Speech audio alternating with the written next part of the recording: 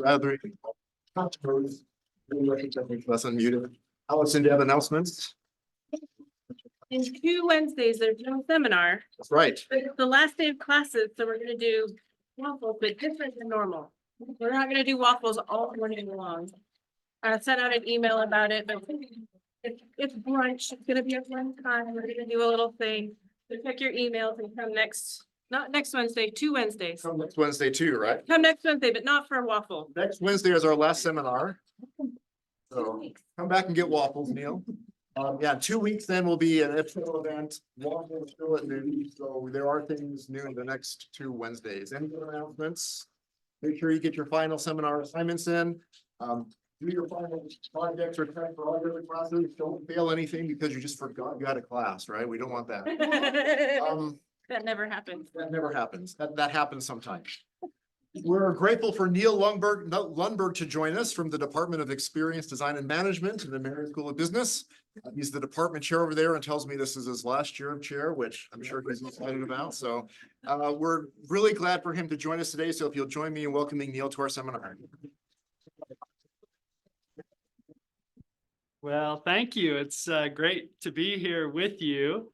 Randy, I see you in the back there. It's great to see you. I notice a couple people.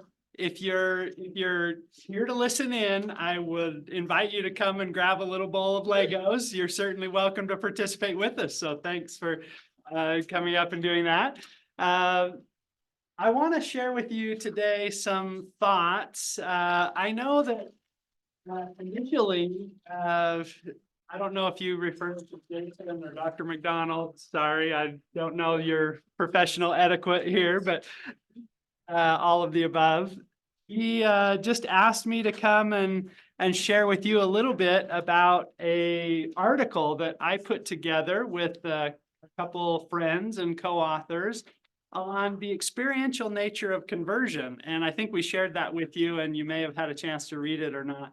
And we'll get to some of those elements. I think in what we put together, there was, in my opinion, there wasn't anything new in there necessarily, which is often the case when we think about innovation. It's kind of gathering pieces together and putting them into a package that maybe would be a different way of thinking about things. But in any case, we'll talk a little bit about that at some point.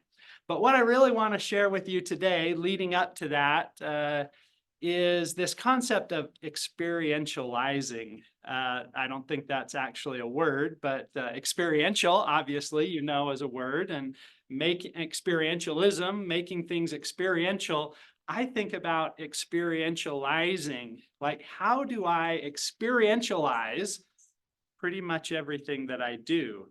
And so you probably, considering your background, may have a really strong background in experiential education. To me, that's experientializing the education process or experientializing things that I do now in the business school, which is interesting for me because I don't have a educational path in business. I have an educational path in experiences.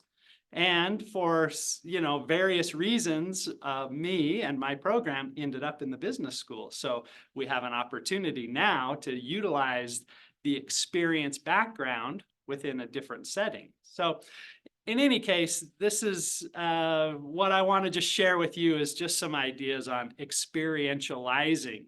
Okay, so for me, this is simply a work in progress.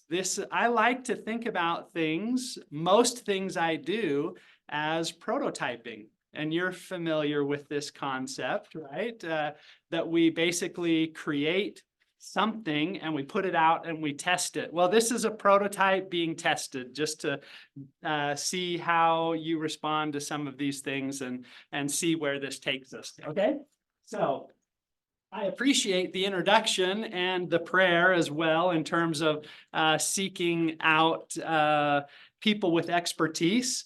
I feel like a practitioner who's gathered a variety of concepts together, and I have some practice to share with you. and I hope that it's valuable to you as we talk together over the next 40 or so minutes. So here's for us to get started here. Maybe, actually, I don't know how far we're getting here. At all. Let's try this. Okay, we'll do a touch screen here. All right. So this is intended to be experiential. All right, so I'm not just going to talk to you as you can see with some of the things that are already set up on your desk. I'd love for you to share with me really quickly something to help me get to know you as a group.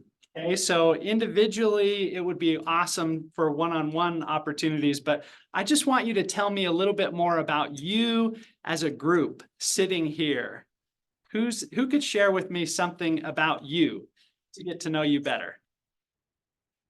Should I? Oh, okay. Peter, please. Okay, thank you. So that's nice of you to kind of lay this foundation to say, this is a very eclectic, maybe trying to describe us as a group is going to be hard. Please.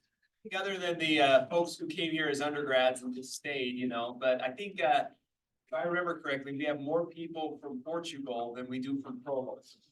Okay. Awesome. Okay, now how this is really wonderful introductions. Thanks for paving the way. I want to hear from you. Tell me more about you here. Go ahead. Yes. So since this is a seminar class, Yeah. most of us are either going to be we'll be master's students, doctoral students. If we're doctoral students, it'll probably be our first year doctoral students. So Okay. that's what I'm guessing, Okay. unless people decided to wait to take the seminar later. So does that kind of sounds like you're at the beginning of an important journey? Is that right? Or somewhere along in this path, this journey? Okay. Awesome. Yes. I would say, just because of what we're going into, I would assume that majority of us are very curious individuals, like we have a need to know things. That's great. Oh, that's perfect. This is a great group to be talking to as far as a group of curious individuals. I love that. Something from this side of the room? Somebody help me out. Yes. We often come to this program with some teaching experience or some experience career-wise, right? Excellent. Oh, that's really intriguing. So I want to hear just on that point, just really quickly, previous experience. Somebody just shout out what's previous experience in this row right here? I'm a homeschool mom. Awesome. Okay. What else? Back the row behind them. Master's, you do too. They have good experience. I have a master's degree in TESOL that I did about 20 years ago. So I've been teaching and doing research in TESOL for that long. Wonderful. Just next door to you, what were the two of you going to say? We both went straight from our undergrads into the masters. So Okay. They think they have no experience. That's all right. Very good. Thank you. Okay, well, that's wonderful. That gives me a little bit better of a sense of where you're at. One of the reasons that I'm asking is because I think it's really important as we experientialize things is that we try and gain some understanding of the group or individuals in which we're working with. This is maybe lesson number 1 in experientializing, which is not new to you, but it's the importance of empathy. Gathering perspective around the seats or the shoes or the position of others is going to be really critical whenever you experientialize something. Okay, so maybe that's even could be the most important thing we talk about today, although we're not really going to spend much more time on it. But the key of getting a sense for others, right? That's, I think, a real central piece. So let's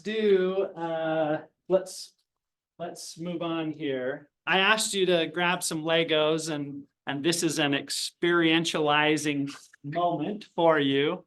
I want you to think about building something, and I haven't given you an easy task here, okay? I recognize this is not an easy task, and we're only going to take, we'll see how far we get in 1 minute, okay? So you have to be ready to move here, okay? So build something to answer this question. Why are you here today? Sitting in these seats or tuning in from a distance. If you're tuning in, maybe you can sketch on your notes or whatever around you. Why are you here today? Ready? Okay, go. We're gonna try and do this in 1 minute. I know that's a short time frame. Why are you here today?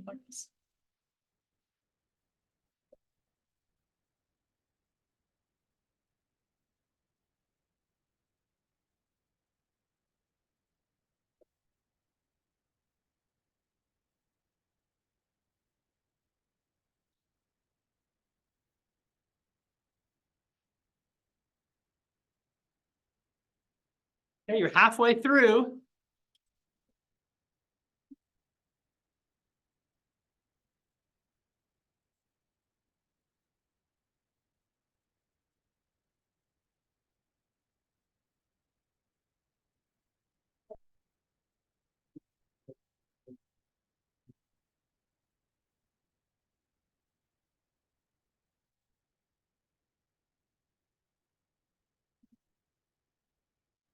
Okay, well done. That was a super fast exercise, but I want you you've got people at your table here. Just find a partner and just quickly share with them. What did you build and how does it represent why you're here today? If you've got 3, maybe one of you turn around, try and share with somebody else, like we could do a 2 here, 2 here. 3, you might have to just work with each other really quickly. Okay, 1 minute on what this represents. Building connection. Boy, that's question. This is supposed to represent. Learning to pilot, crew. Yeah, you got 3 days, right? So I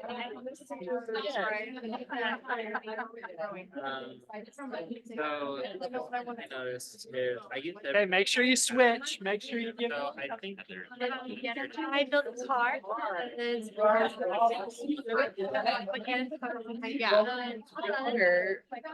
wanted to learn in a way that I had never learned. I've been so fascinated.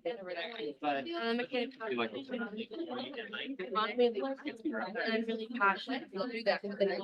Not everyone developing different ways of trainings and all of the things wrapped around. it is not. Okay, thanks for, I know that was a super speedy. I'm gonna cut you off. All right, thanks everybody for sharing. Yeah. So so there's kind of multiple purposes at play here. Of course, this is an example of experientializing. So before we get to, well, let's start with the answer to the question. A couple responses, what did you learn today? Or what did you learn from somebody that you talked to about why they're here today? Share with me if you would, somebody, just jump right in. Okay, please. So I was very intrigued that part of what the connection here was what helped to bring us here, not necessarily why we're here. Because my favorite friend over here was saying that it's because his family supports him, that he is actually able to be here and to grow and develop in the ways that he needs to do as part of this program. So I thought that was very interesting to see kind of not just the connections of what's in this room, but the connections of the ecosystem that's part of it. Great, that's wonderful insights. Let's hear one more, please. Tyler wanted to be upwardly mobile, while being tethered to a foundation of maybe knowledge or learning. Okay, wonderful. Another great insight. Did anybody answer the question as in today? Why are you here in kind of this moment? So mine was twofold. One is because there's Soup Wednesday. I want food. And the other part is coming to learn here. And so I just picked it with two different things. Sometimes it's receiving directly, so like they're different. One is different than the other, but at the same time, the same size and shape, so that because we learn from each other as well. Okay, this is great. So there's multiple interpretations to this question. Why are you here today? Right? And one of the things that experientializing does is it gives us some tangible way to talk about something, even when it is interpreted in multiple different ways. Experientializing creates a tangible, you might say, artifact or boundary object or something tangible in the world to kind of center you on something to talk about that's not just abstract. So there's something I think really nice about the way that experientializing brings you into kind of a concrete moment, a little bit more concrete in terms of your ability to communicate about something. There's another reason though that there's actually two other reasons though that I asked you to do this. First of all, this issue of every experience, experientializing is a co-creative moment. In other words, I might be asking you to do something, or I might be sharing information with you, but your reception of it brings you into kind of this co-creative experience that we're having together. So part of this exercise too is to demonstrate kind of a co-creative partnership that we create when we experientialize things. But also the question itself, why are you here today, also demonstrates in this moment, you have a co-creative responsibility to make something of each moment. So co-creation is an important element of experientializing things.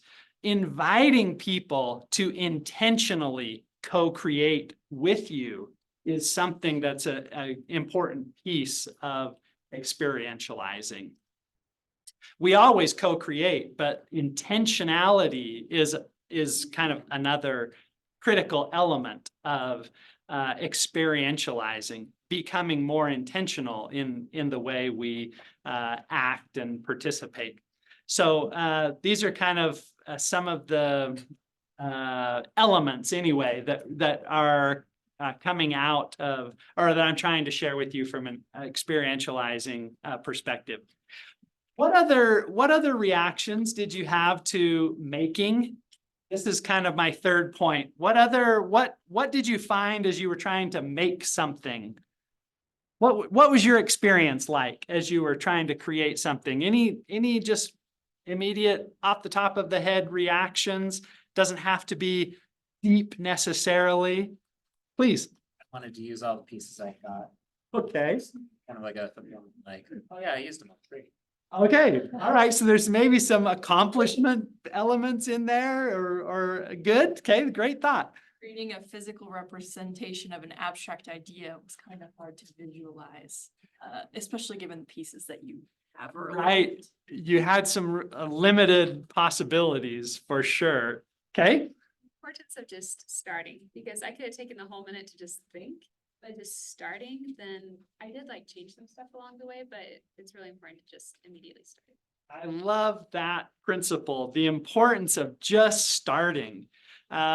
So many applications around that, but experientializing is about moving. We talk about design thinking, and while it represents a lot of things in my head that are very positive, the concept of design thinking, I think, is a misnomer in that it's really about doing. I think this design doing is far more applicable or maybe a more accurate description than thinking, but nonetheless, so that's an excellent point.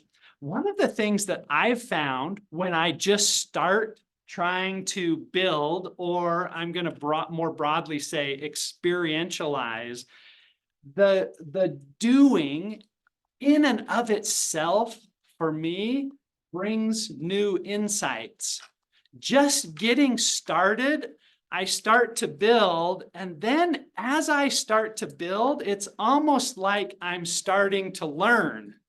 I'm building and learning, and then more, it's maybe not like learning in the concrete sense, maybe it's more like awareness. I'm building and becoming more aware of something that is implicit or latent or not at the forefront, but something that's in the back, more in the back of my mind, that starts to come out as I'm building and doing. So I think that the experientializing element is also a way that we bring awareness. Something that is uncovered becomes more apparent as we build. And maybe just the last question to this, did any of you, as you started, end up in a different place than you kind of expected, or that it evolved and grew as you tried to build? So you might be politely nodding. Can anybody give me an example from what you did? Did anyone actually tell me how that worked for you? Okay. So, I first saw what pieces I grabbed. I noticed I had two people, and then I had similar colors. So the similar colors, kind of made a border, and then I'm like, oh, well, I need to fill that in with some other colors. And as I did that, I saw, oh, this is actually shaping out to look like this. And so as a frame of reference, I'm like, kind of looks like a space motorcycle or something, Yeah.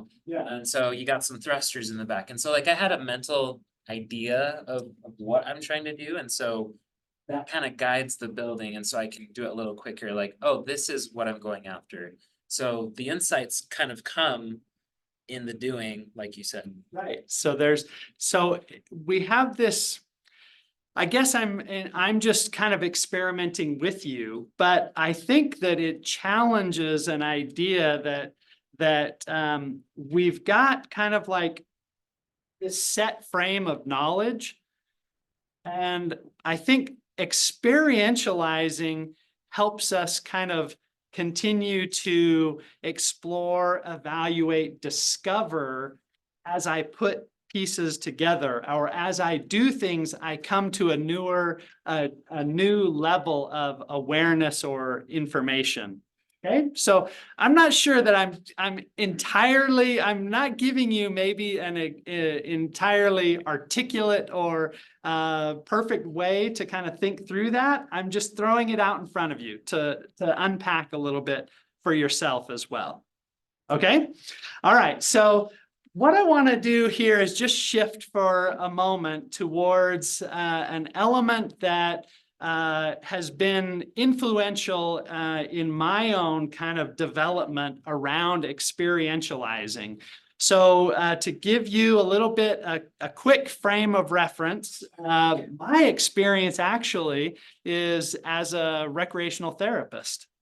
So I worked for a number of years in providing recreational experiences as a therapeutic modality.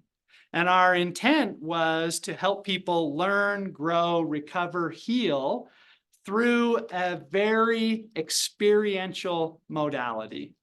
And one of the principles that I've come to learn in that practice, not in any really an educational setting, but in practice, I learned that sharing, doing, practicing, and teaching are a really powerful process in learning. So as you get someone to actually do something, get them to practice something, and then actually turn them into a teacher to teach something, that is a really powerful experiential process in learning. And so this idea of doing, learning, doing, practicing, and then actually teaching, I think is a really fascinating model. Clearly for people interested in education and interested in teaching yourself. Maybe you've experienced that. Learning, doing, practicing, but when you turn into the role of teacher, there are many other additional new insights into material and learning that you come to as you strive to communicate and teach something. So I think this is not only important for us, maybe as teachers, but as we think about individuals and students, putting them in the role as teachers is really important as well. That's a little bit about my background, just as from a recreational therapist standpoint. As I've transitioned into trying to make my kind of knowledge base applicable into the business school, one of the sources that we've used in our program is called the experience economy. And the experience economy is all about experientializing. And it uses a little bit of a format that you can see here on the screen, which is essentially this process of customizing and personalizing to create higher order of things. Okay, you can just see here, and I won't belabor this point, but maybe we can experiment with this together a little bit more experientially. We have commodities, kind of raw resources and elements that we put together into some sort of goods. We take those goods and we can turn them into a service. We take those services and we make them into an experience. And we take experiences and we can essentially move them up the level into some sort of transformative process. Now there's a lot of words there. So let's just look at a more concrete example of this on a real simple level. So we have over here these food items, kind of raw materials. We package them together. And again, this is from kind of a product, services, maybe a little bit of a business mindset here. We package them together in some kind of good. We could take, instead of just packaging those, we could turn kind of a food experience into a service at a restaurant. But we could actually take a restaurant and maybe, I don't know if any of you have done something like the Good Moves Cafe here in Provo. Is this still around? I thought it was. It's not. Okay. So anyway, so bad business model, I guess, but nonetheless, an experience. You can take, a service from a restaurant and turn it into a more active, engaging, not just food, but packaging it into other experiential opportunities. You can even look at food potentially as kind of a transformative experience in terms of how do you as a consumer change? So this idea of counseling is an example of change potential, right? So here's just a simple example of taking natural resource food items and kind of through a customization process, moving them up with more experiential elements to them. What I'd like you to try and do is, again, I'm going to try and get you to experientialize something here really quickly.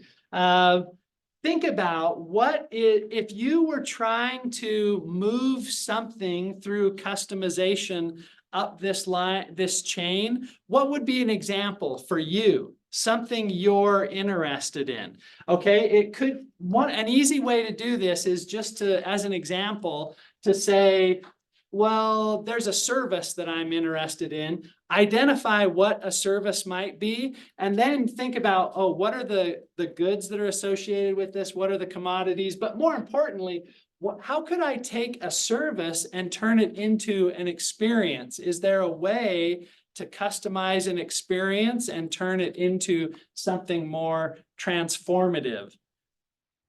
Okay, so again, I recognize this is abstract. I'm not going to get you to do this with the Legos. I want you to just real quickly turn to each other and try and identify maybe something in one of these three areas. What's a good service or an experience that is of interest to you, and see if you can kind of move up the chain or move down the chain in identifying things that are related to that. Okay? Let's just play with it, all right? Even if you're not sure, I'll come around. We're only gonna, we'll take another 1 minute, okay? This is kind of the just get started doing kind of thing, okay? Go for it, here. We're doing love station. Writing could be like the good. Okay, so like what does that mean of like a general figuring letter writing so that student library might have to use stationery for their writing. Extra ways. Experience. Maybe the services teaching. Experience goes the letter writing. 30 more seconds. About bringing back like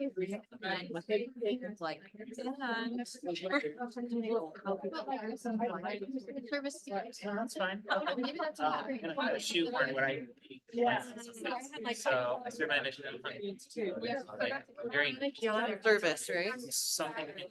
What did you say? So an experience. Brother actually got some experience. Was my experience. Okay, it's been a minute. So a minute goes by quickly, doesn't it? This falls where you want it to fall. I just barely got you started talking and now I'm already cutting you off, all right?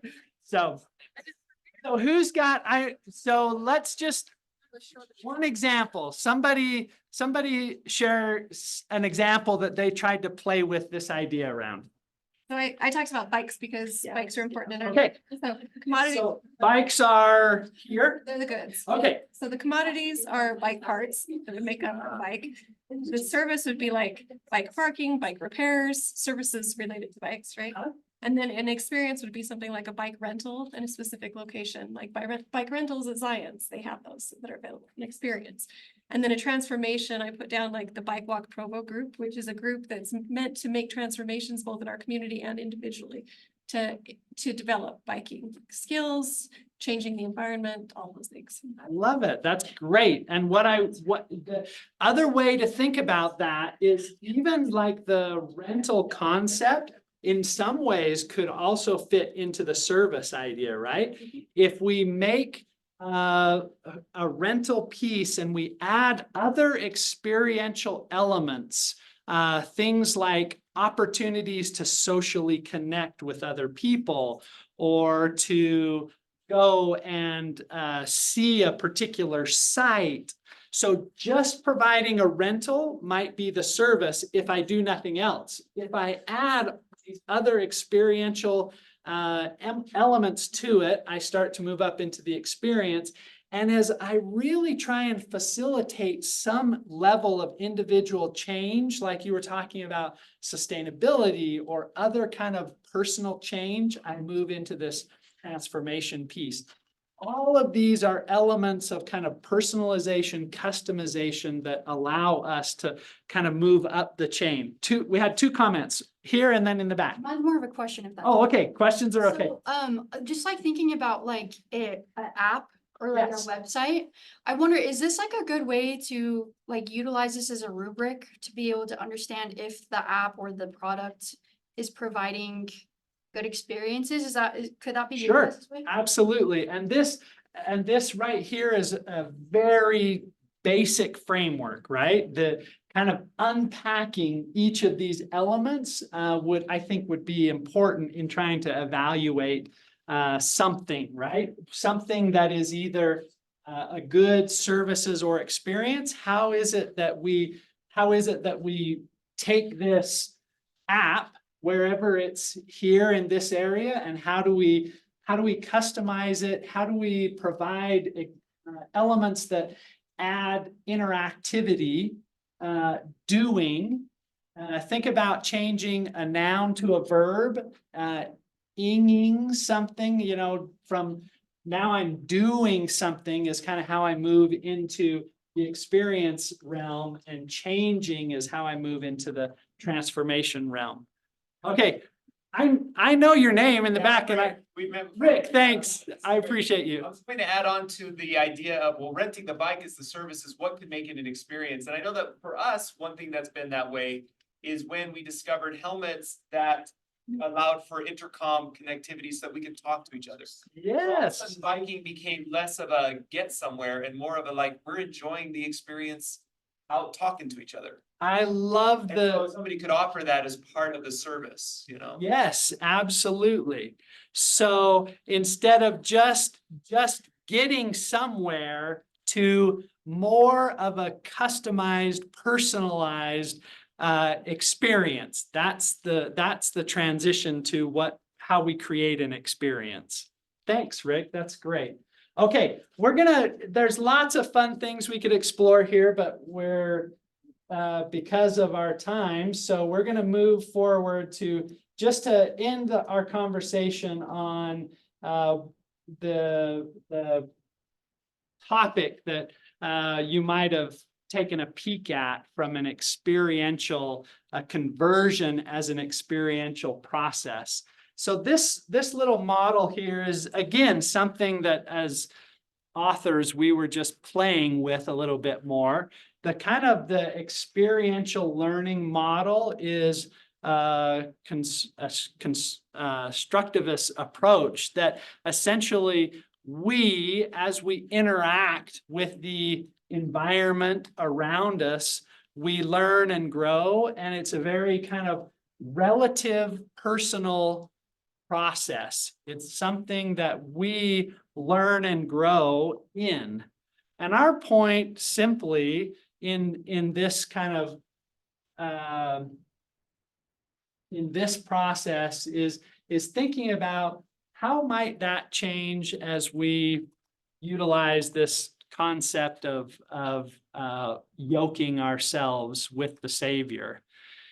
This, of course, I think is relevant particularly today as we think more about covenant relationships and the way in which we bond ourselves and strengthen our relationship with the Savior. And so this is another kind of conceptualization of experiential learning that is not strictly based on our experience in the world, but is based on our experience in the world through relationships, through companionship, particularly through companionship with the Savior. As you read through this little article that we shared, were there other questions or thoughts that you came away with in terms of your browsing over this particular article? Did any of you actually have a chance to read it? Some of you? Okay, good. What any particular takeaways from this idea of experientializing conversion? Thoughts? Please. I've just been thinking a lot about how we tend to quantify conversion as like checking the boxes, right? Or this number of baptisms, this number of converts. Yeah. When it's more about the quality of the experience that the person is having. And so I really like Elder Maxwell's quote up there because it's about time, or it's not about amount, it is about quality. Yeah, wonderful. Yes, please. hear a lot in the church that the restoration is not an event, it's a process. Yeah. It could be said for conversion, right? It's not you're converted now. But I mean, you could, I guess, in a sense, see that in the scriptures and say, when thou art converted, strengthen thy brethren as an event, but it's almost like it is a gradual unfolding for the degree to which you are ready to commit, I guess. Yeah, absolutely. Thanks. Yes, please. It's a connection that I'm seeing between us learning and also kind of like the challenges of this life. Like some of the most important learning experiences that we have actually come from those difficult moments. And it's the same for education, like, and not that it has to be unnecessarily difficult, but hopefully intentionally difficult in ways that help us to grow in the best ways, just like this life is. Like, I think God is the greatest teacher of all, and he's customized this experience for us in such a way that there are things that we don't really want to learn, but hopefully we are learning. Yes. We don't have to go through the experience of having to learn them. No, this is, I think, a really wonderful point. And in fact, as we've tried to apply some of these models to something like study abroad, we found that when we look at what creates a transformative experience for students on study abroad, it's most typically those students who have had a significant challenge and have faced the challenge and had a process of working through the challenge and even potentially overcoming. So when we think about conversion, I think about conversion as a process of transformation. So we were looking at previous slides on moving from experience, having a service to an experience to a transformation. You might think about what it is like to experience the gospel, or you might also be thinking about what is it to be changed by the gospel. And so those are kind of like there's some sequential things happening there potentially. But in any case, mentioning our study abroad students, those who report having the most transformative experiences, having been changed through their study abroad experience, are the ones who talk about having to overcome challenges while on that study abroad experience. Study abroad may be thinking about an earthly experience. Here we are, and we have to overcome challenges. We have to go through things that maybe are not desirable, but that overcoming and working through is part of the change process.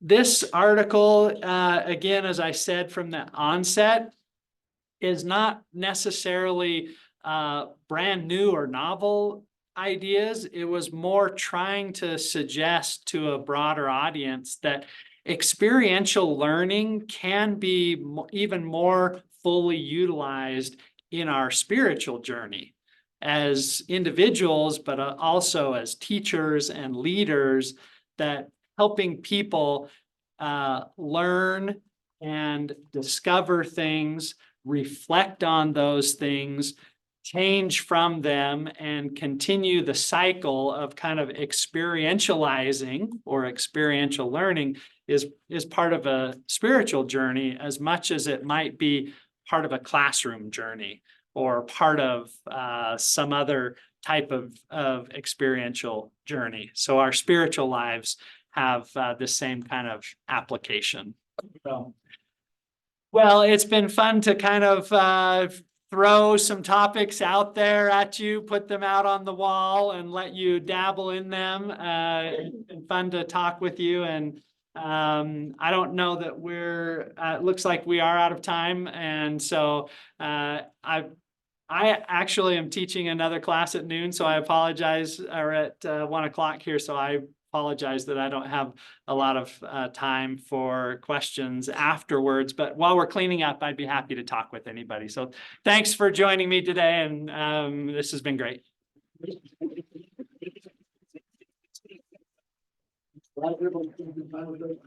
Please come next week, the advanced instructional design students will be showing off their work. For the last academic year, we want as many students as possible, so we can fulfill the needs of them. See what they've been working on. You're welcome.